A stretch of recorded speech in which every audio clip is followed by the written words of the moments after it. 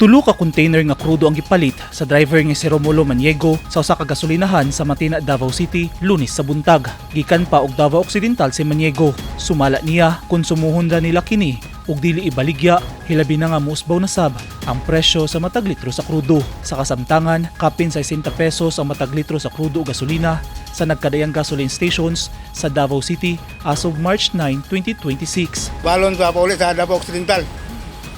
Ay walay krudo dito. Sumala sa yanong mga driver, sila ang makaluluoy kung musaka pagyud ang presyo sa kada litro sa mga produktong petrolyo. Pahit kaya na pamasada.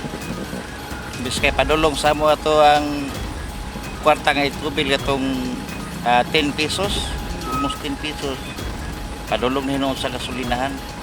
So depende na siguro na siya sa kwanil TPRB magod magkakadana kay di mapud basta-basta kami nga driver magpataas mi kay madaot po sa mi kay TPRB man ang ato ang gobyerno mo counterpart lang utag panggasolina na mo kay di makaya nangita jud kog barato nya kani 63.35 ang kita na ko gikag alas 7 mingaw po kay pasahero 4 days wala ko ka arkila ang arkila na ko 1.5 kung mukita kag 2.5 fuel ka og 20 liters mo itobel more or less nasa 1.5 arkila ni mo 1.5 3,000 so negative mukaon pan driver in town tanta 200 lang negative luoy kay pamilya.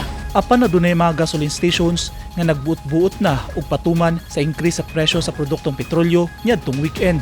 Niadtong Biyernes, Marso 6, ginspeksyon og nag-price monitoring ang taga Department of Energy Mindanao Field Office sa mga gasolinahan sa Tagum ug Davao City. Tinguha sa operasyon nga masiguro nga tama ug sakto ang pagpatuman sa fuel price adjustments ug maprotektahan ang publiko batok sa sayo nga pagpausbaw sa presyo, hoarding o illegal nga pagpamaligya og petroleum products nga ginabawal sa balaod. Gimanduan na sa Department of Energy ang tanang oil companies o gasoline stations nga hugot nga mutuman sa fuel pricing rules ug likayan ang hoarding ug bisan unsang unauthorized nga pagpasaka sa presyo. Ang fuel price adjustments resulta sa nagpadayon nga tensyon sa Middle East. Gilauman nga 20 pesos nga usbaw sa presyo matag litro sa krudo hangtod 10 pesos sa gasolina ug 20 sa kerosene. Daan nang gipahibalo sa Department of Energy nga himuong staggered kung tagi-tagihon ang pagpausbaw sa presyo sa petrolyo aron dili bugat ang epekto ngadto sa publiko.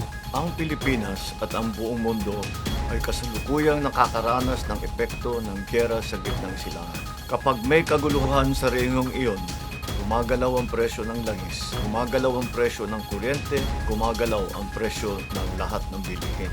Dahil sa kaguluhang ito, naapektuhan ang pagdaan ng mga barkong nagdadala ng langis sa Strait of Hormuz, isa sa pinakamahalagang daanan ng langis sa buong mundo. Kapag nagkaroon ng problema sa daanang ito, naapektuhan ang supply ng langis at tumataas ang presyo nito sa buong mundo. Sa abiso sa Department of Energy niadtong Sabado, Marso 7, kinahanglan nga dili mo sobra ang presyo sa petroleum products sa prescribed price range gikan March 6 hangtod March 9, 2026.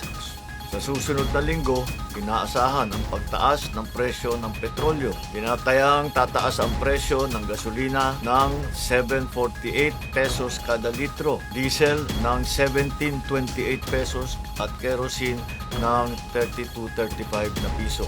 Nangita na sab og pamaagi ang Malakanyang aron masolusyonan ang problema sa increase sa krudo o gasolina.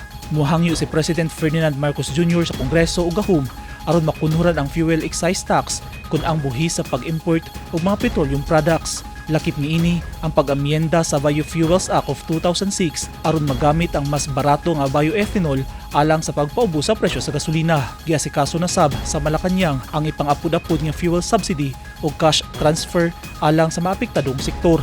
2.5 billion pesos ang gitagana nga fuel subsidy aron dili na kinahanglan pa ang increase sa pamasahe. Gimonitor sab sa gobyerno hasta ang presyo sa mga palaliton sa mga merkado ug mga establishment aron masiguro nga walay mamintaha sa sitwasyon. Ug gihangyo ang mga negosyante ug trader nga dili unta pahimuslan ang sitwasyon ug nagpahinumdom nga ang hoarding og profiteering supak sa balaod. Sugod Marso 9, temporaryong ipatuman ni Marcos ang 4-day work week sa pipila ka opisina sa ehekutibo. Dili apil niini ang naghahatag og emergency ug nagunang serbisyo sama sa mga pulis, bumbero ug mga opisina nga naghahatag og frontline services sa publiko. Gimanduan sab sa presidente ang tanang ahensya sa gobyerno na magdaginot ug magbawas og napulo hangtod 20% sa konsumo sa kuryente ug gasto sa petrolyo. Temporaryo sab nga gibawal ang mga biyahe ug aktibidad sa gobyerno nga dili kinahanglan sama sa mga study tour, team building activities ug mga meeting nga pwede ra himon online. Sugod nitong weekend, upat ka inspection teams gikan sa Department of Energy Mindanao ug PNP ang mulibot sa nagkadayang lugar sa Mindanao aron mapadayon ang price monitoring o compliance inspection sa mga fuel retailers. Eugene Hinutan, Newsline Philippines. Stay safe.